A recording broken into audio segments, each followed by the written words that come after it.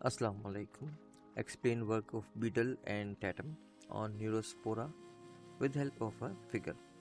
Beetle और Tatum ने Neurospora पे जो काम किया था उसको एक्सप्लेन कर दें और एक फिगर से भी मदद लें, तस्वीर से, पिक्चर से भी मदद लें।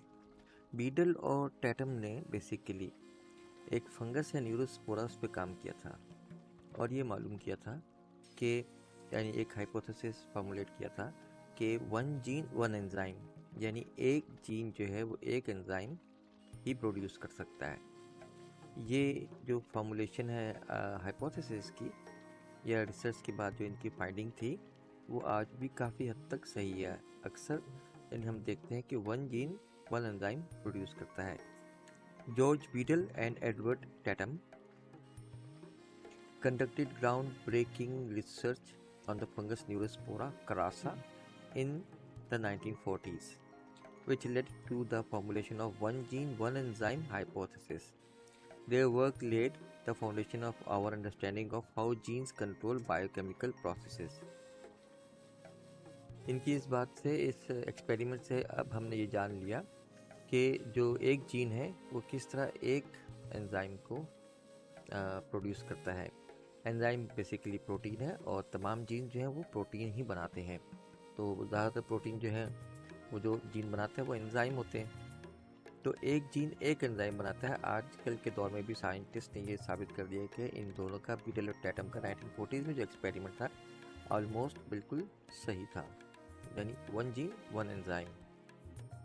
इस हाइपोथेसिस के एक्सपेरिमेंट के लिए जो बैकग्राउंड नॉलेज है वो ये है कि न्यूरोस्पोरा क्रासा जो है वो एक ब्रेड मोल्ड है जिसको हम आमतौर पर जेनेटिक स्टडीज़ में यूज़ करते हैं। यानी WOT के ऊपर जो आप देखते हैं, यानी ब्रेड के ऊपर आप जो देखते हैं मोल्ड, यानी फंगस या फफूंदी जिसे हम कहते हैं वो लगी हुई होती है, वो न्यूरोस्पोरा क्रासा भी उसकी एक किस्म है।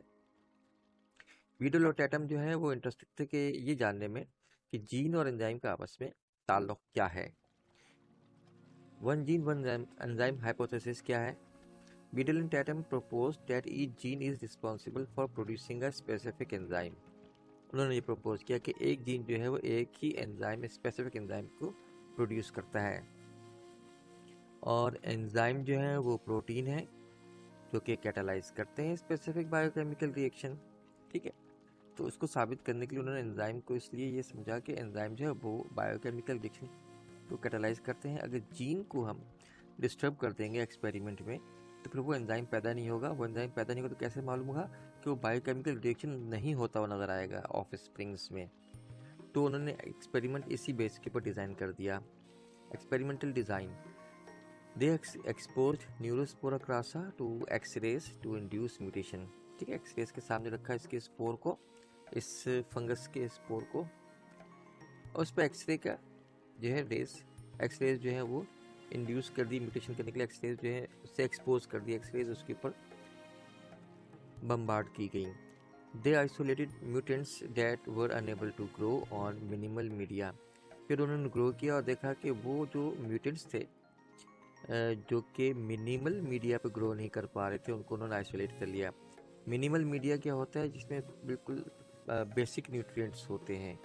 तो इसका मतलब ये कि बिल्कुल बेसिक न्यूट्रिएंट्स की मौजूदगी में जो इसका अपना जो बायोलॉजिकल प्रोसेस है वो डिस्टर्ब हो गया म्यूटेंट होने की वजह से। असल जो टेस्ट है वो ये है कि बेसिक न्यूट्रिएंट पे, जिसको मिनिमल मीडिया कहते हैं, असल में जो न्यूरोस्पोरा क्रासा है वो उग सकती है, ग्रो कर सकती है।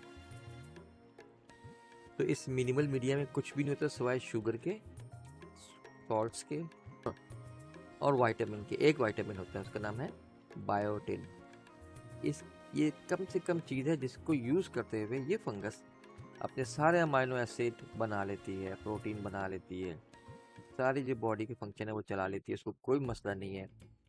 ये चीज़ जो है, ये जो करेक्टरिस्टिक है इस फंगस में है, किसी और ऑर्गेनिज्म में नहीं है। इंसान इस मिनिमल मीडिया के साथ भी जिंदा नहीं रह सकता, यानी वो प्रोटीन, लिपिड जो भी चाहिए होगा इन्हीं चीज़ों से बना लेगी।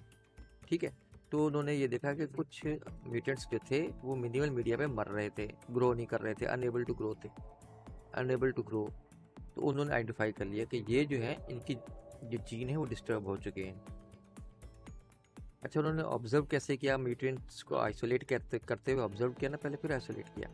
They observed that different mutants had defects in specific steps of biochemical pathway. जो बायोकेमिकल पाथवे उसमें से कुछ म्यूटेंट्स जो हैं उनके मुख्तलिफ स्टेप पे जो है डिफेक्ट्स आ रहे हैं, यानी वो पाथवे कोई एक जो है म्यूटेंट किसी एक स्टेप पे कंप्लीट नहीं कर पा रहा और डेड हो रहा है, मर रहा है। दूसरा कोई म्यूटेंट किसी और स्टेप पे जो है बायोकेमिकल के पाथवे के स्टेप पे वो कंप्लीट नहीं कर पा रहा। तो हम ये जानते हैं ना कि बायोकेमिकल जो है मेटाबॉलिज्म में जो पाथवे होता है उसमें हर स्टेप पे जो एंजाइम जो होते हैं वो इस्तेमाल हो रहे होते हैं। तो किसी एक स्टेप पे किसी एक म्यूटेंट में एंजाइम नहीं बना और वो वहाँ पे डेड हो गया, अगला स्टेप नहीं हो सका। किसी एक म्यूटेंट का दूसरे स्टेप पे प्रॉब्लम आई और वो उससे अगला स्टेप नहीं हो सका। तो उन्होंने कहा अच्छा ठीक है, ये हमने ऑब्जर्व कर लिया कि इनके जीन डिस्टर्ब हो गए हैं क्योंकि एंजाइम बन नहीं रहे, मगर हर एक अलग अलग हैं, ये किसी के एक जैसे हैं, यानी एक से ज़्यादा म्यूटेंट्स हैं। उन्होंने देखा कि मिसाल के तौर पे एक म्यूटेंट जो है वो अनेबल है to grow because it couldn't produce a certain amino acid. तो एक अमाइनो एसिड नहीं बना पा रहा, इसलिए वो ग्रो नहीं कर पा रहा था। तो ये एग्जाम्पल के तौर पर उन्होंने देखा। अब इन्होंने क्या किया, कॉम्प्लीमेंटेशन टेस्ट। इसको टेस्ट कैसे करें, इसको टेस्ट करने के लिए उन्होंने ये किया कि जो म्यूटेंट्स थे ना उनको आपस में क्रॉस कर दिया। Beadle and Tatum perform complementation test by crossing different mutants को आपस में क्रॉस कर दिया। If the offspring of the cross could grow, अगर ऑफस्प्रिंग, अब जो इस क्रॉस के नतीजे में जो ऑफस्प्रिंग आए हैं यानी F2 जनरेशन वो ग्रो कर जाए, तो इसका मतलब ये है it suggested that the mutation affected different gene in the same pathway. तो म्यूटेशन ने डिफरेंट जीन को अफेक्ट किया सेम पाथवे। फॉर एग्जाम्पल एक बायोलॉजिकल पाथवे है जिसमें एक अमाइनो एसिड बनता है, फॉर एग्जाम्पल 1, और हमने दो म्यूटेंट को क्रॉस कर दिया, ए को क्रॉस किया बी, ठीक है। तो अमाइनो एसिड जो है 1 प्रोड्यूस होना होता है। अब इनमें क्या हुआ, ए जो है म्यूटेंट है, इसी अमाइनो एसिड A1 को नहीं बना पा रहा, मगर उस बनाने के यानी पाथवे बायोकेमिकल पाथवे के स्टेप नंबर 4 पे फॉर एग्जांपल ये रह जाता है, नेक्स्ट नहीं जाता, नेक्स्ट स्टेप पे नहीं जाता यानी 5 पे। जबकि बी जो है वो 2 पे एंजाइम नहीं बना पा रहा, तो वो 2 से 3 स्टेप पे नहीं आ रहा। अगर 3 स्टेप उसको मिल जाए तो 4, 5, 6 बना सकते हैं। Total for example amino acid 1 को बनाने के लिए फॉर एग्जांपल 6 स्टेप्स चाहिए।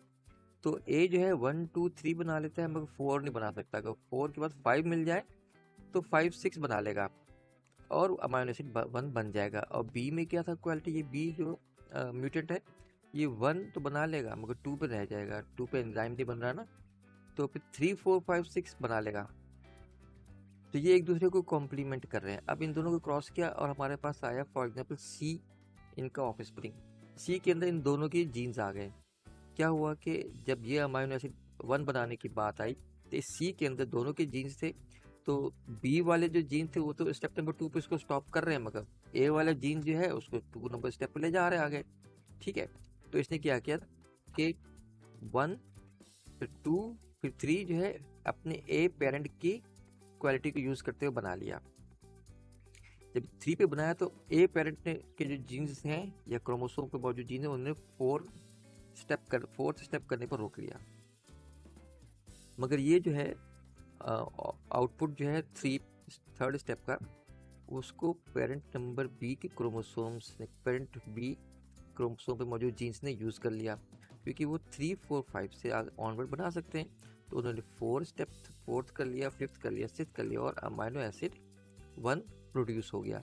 इसका कॉम्प्लीमेंट्री इफेक्ट से ये जो ऑफस्प्रिंग है ये इसमें कोई मसला नहीं रहा, ये ग्रो करता रहा।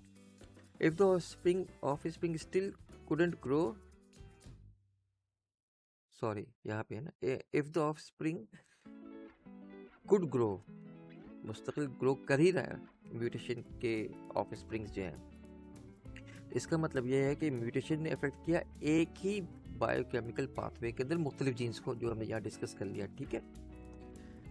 अगर इसके उलट होता है, if the offspring still couldn't grow, अगर ऑफस्प्रिंग फिर भी ग्रो नहीं कर पा रहा, तो इसका मतलब यह है कि म्यूटेशन ने अफेक्ट किया सेम जीन को। यानी अब हम इस सेकंड एग्जांपल में देख रहे हैं, तो हमने फॉर एग्जांपल ऑफस्प्रिंग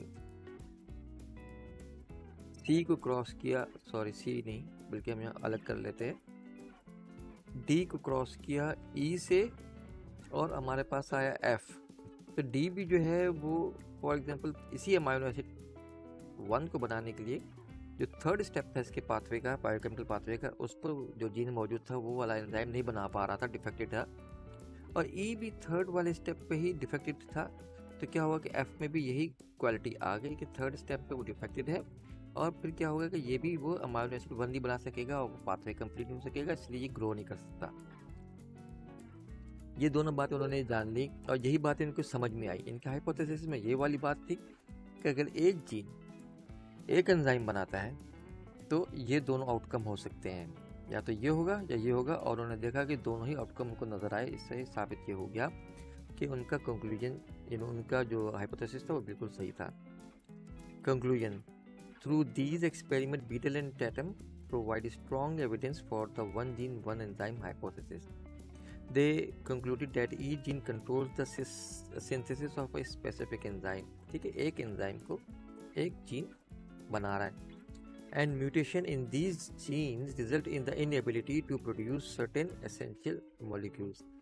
और फिर इन जीन्स में अगर कोई प्रॉब्लम आ जाती है तो फिर वो वाला एंजाइम वो बना नहीं पाते। अब हम ये डायग्राम में देखते हैं, डायग्राम में क्या है। डायग्राम में इसी एक्सपेरिमेंट को इस फिगर में इसी एक्सपेरिमेंट को एक्सप्लेन किया गया है। स्पोर्स थे बिल्कुल सही, एक्सरे से गुजारा गया तो क्या हुआ कि इसमें रैंडम म्यूटेशन हो गई, किसकी किसी जीन में हो गई, किसी की किसी जीन में हो गई। जो ऑफ स्प्रिंग थे, एक्सरे जिनके स्पोर थे उनको देखा गया तो जो कंप्लीट मीडियम था उसमें सारे ग्रो कर गए। यानी कंप्लीट मीडियम में किसी के अंदर कोई अगर डेफिशिएंसी थी जीन की वजह से, जीन नहीं बना रहा था कोई न्यूट्रिएंट, तो कंप्लीट मीडियम मौजूद तो वो यूज़ करके सब ऑफ स्प्रिंग ग्रो कर रहे थे, उनमें कोई डेथ नज़र नहीं आई। इन्होंने क्या किया, ट्रांसफ़र कर दिया part of the each colony to minimal medium.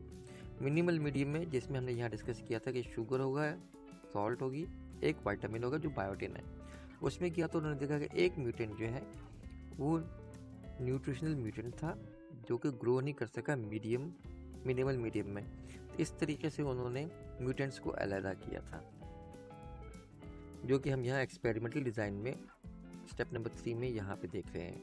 They isolated mutants that were able to grow on minimal media. That is all, thank you very much, अस्सलाम वालेकुम।